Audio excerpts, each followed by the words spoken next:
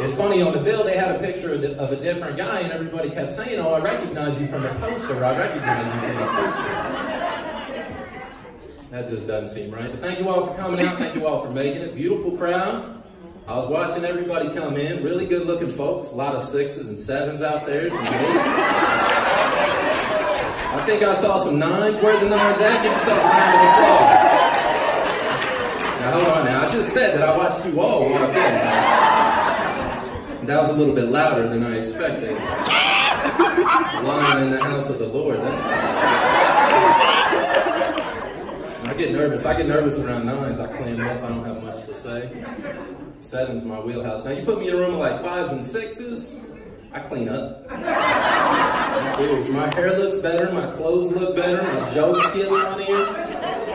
But 7's for me. 7's my wheelhouse. My wife's a 7. She's a strong 7. All right then, baby. Well, she's got a good personality. You know what bumps her up a little bit? She's incredible. I do mean it. She and I just got married last August, as a matter of fact. Deserves a round of applause. She said yes to the question I was forced to ask. No, that's not entirely true. We did have a discussion about it. We sat and talked. She made some good points. She said, well, we've been dating for a while, and we get along real well, and we need to progress the relationship, so I think we should get married, or you should reconsider your living situation. And I thought about it. She did make good points. We had been dating for a while. We did get along real well. I didn't have money for a down payment on an apartment, so.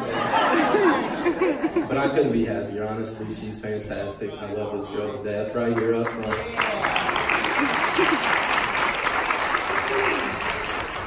Before she and I met, I was in my early 30s when we met, and I started thinking, I was single. I had myself a nice little apartment right here around the corner downtown. But I was saying I needed to kind of slow down and think about the future, and what was more important. I started making this little list of what I would like in a woman and an ideal life mate, She's got to be pretty, right, but not too pretty. I get nervous and funny and able to put up with me because I do have some antics, and smart. And in my opinion, you can't be too smart, which is perfect because she's not too smart. She's very smart. The only thing I didn't, I am. The only thing I didn't really specify on my list was kids. Like I said, I'm 30. I never had kids, never been married, been single, and so I didn't consider it. Now she's got 3 kids from a previous marriage, and I know what you guys are thinking. Man, that guy's a saint. You can write some letters if you'd like to. I wouldn't mind. But it was weird. It was a real strange transition because I went literally overnight from living by myself, having an apartment, to living with 3 kids, and it was really. It was tough to get used to, but they're good kids. I like it. I like, man. The only thing I really don't like about them is she doesn't let me whoop them, right? And I feel like kids, they need a good whooping. Not beat them. You don't want to beat them, but you want them to think that you will. You know what I mean? But they're good. We get along well. I think my favorite thing about them is they're all tattletales. They're 6 and 7 and 9, and they snitch. But it makes my job easy. So I can continue watching the game, watching TV, reading, whatever I'm doing, hearing noise, and they are running over each other to try to get one another in trouble. And I didn't have that. My little niece and nephew, I would hang out with them. There's just 2 of them, and they didn't really tell like that. So I feel like the more you get, they just kind of take care of themselves. Right? And so whoever said being a parent is the toughest job in the world, just needing more kids. Just let them all get in line. But we do. We get along real well. I try to let them, introduce them to things that I enjoy, things that are important to me, and having fun, and going camping. I grew up camping and different adventures. And just last month, as a matter of fact, we went up to see her sister in New York to go skiing. Now, I had never skied. She kind of grew up going skiing as their holiday event. I had sledded plenty. I had never skied. So you guys are feeling the same way I was feeling. I realized something. If you're like over 30 years old and someone's trying to get you involved in a physical activity that you have never done before, it's probably not a good idea. Just take a camcorder and just know, well, I'm going to stay down here. I'm going to document this. I'm going to have this memory for later. I didn't realize that. So we go skiing, and The first thing we did, we're doing our little training, right? So it's me, her son's 5 at the time, her daughter's 7, and her little nephew was 7 or 8. And we're doing our little training. Now, if you're ever learning something with a 5-year-old and a 7-year-old, and you guys are all retaining the same amount of new information, you're probably past your prime. You probably should. So we do that. They taught us 2 really important things in the training. And one was a pizza slice. So you got your skis right in there straight, and you put them together, you make a little pizza slice. And it makes resistance against the snow to slow you down. And they taught us the sidestep, because you got these boots. And they're, you know when you like sprain an ankle, they give you that air cast? It's all hard molded plastic. Well, imagine that, but it's got industrial strength zip ties to hold you down. And it's got these little contact points, because you have to lock it into the skis. And it's like walking on a cordless phone. You guys remember cordless phones? If you don't, he doesn't. Ask your grandma later, she'll tell you. But you can't walk, so you got to sidestep. It's like being on an elliptical. You try to move, and you can't move. So we do our little training, right? And they got this little kid's hill, and this is only probably about 40 feet long, about 6 foot slope. So it's nice and easy, just enough to get you going. And then next to it, they have this little conveyor belt, you know? So we sidestep over the conveyor belt and go up and come down the hill. And I was killing it quick. Now, she had showed me the video afterwards. I thought I was a lot more graceful. She described it as an old man who couldn't stand up straight, who looked like he was about to fall down constantly. But I had, you know, I had it, right? I was nailing it. We ran this little kid's hill for like 40 minutes. I was feeling good. I'm feeling confident. These other little kids, I'm passing in because it was only little kids on the little kids hill. But I was ready to graduate. I was ready to move up to the green circle. Now the green circle is taller. It's probably about 100 yards, and it's come down a nice slope, man. Get you going a lot quicker.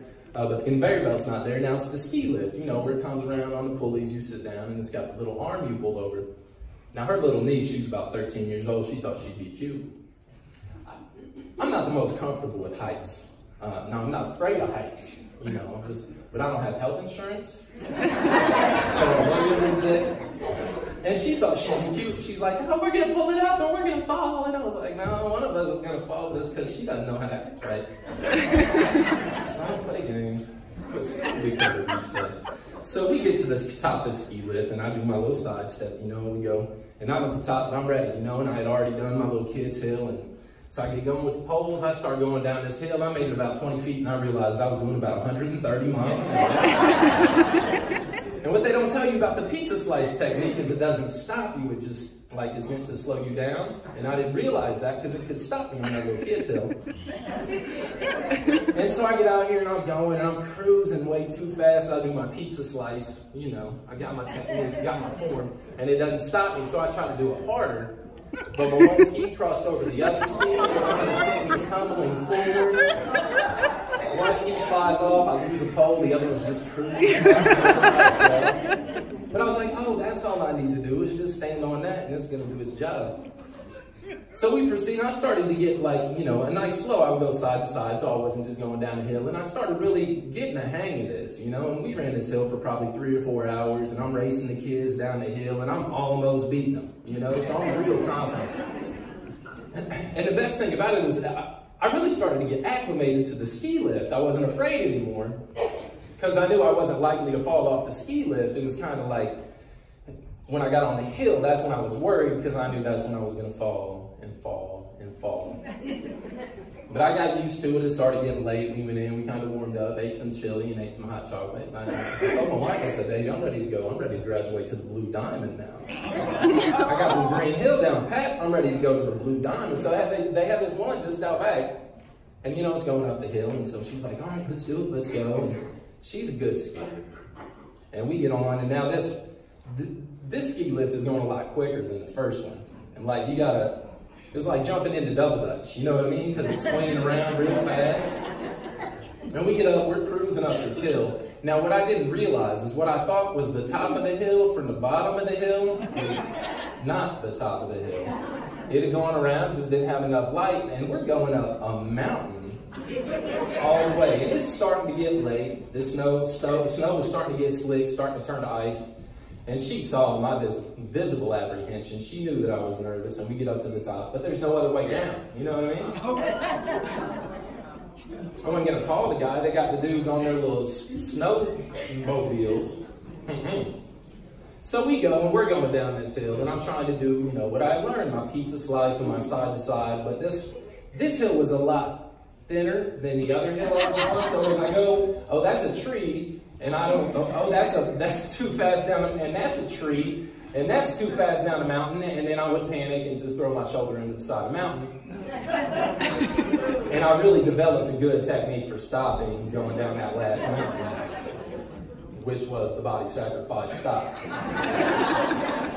So we proceeded to play this game about every 30 or 40 feet all the way down this mountain. And she, bless her heart, she was so patient with me. And, oh, you're doing good, you're doing great. And I found out that was bull, because when I come back to her sister's house and her making fun of me in the kitchen for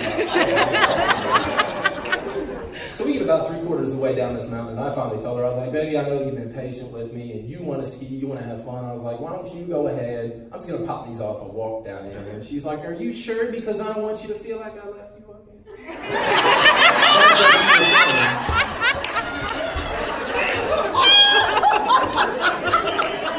Over her shoulder. Bless her.